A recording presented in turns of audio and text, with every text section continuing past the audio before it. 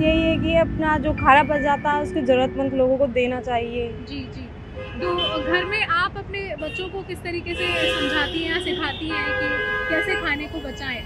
कि उतना ही खाना लेना चाहिए जितना हम खा सकें, जी।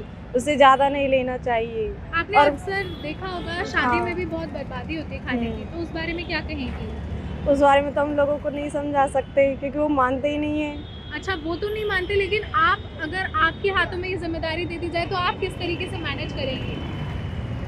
लोगों को उनके हिसाब से ही खाना देंगे ना जितना वो खा सकें। जी। और लोग ये तो है कि शादियों में लोग कोई नहीं मानता, वो ज़्यादा ही लेते हैं हुँ, हुँ। और हम कम से करेंगे कि वो कम से कम खाना लें, आपका शुभ ताकि नाम क्या है? ज़रूरतमंद लोगों को मिल जाए खाना।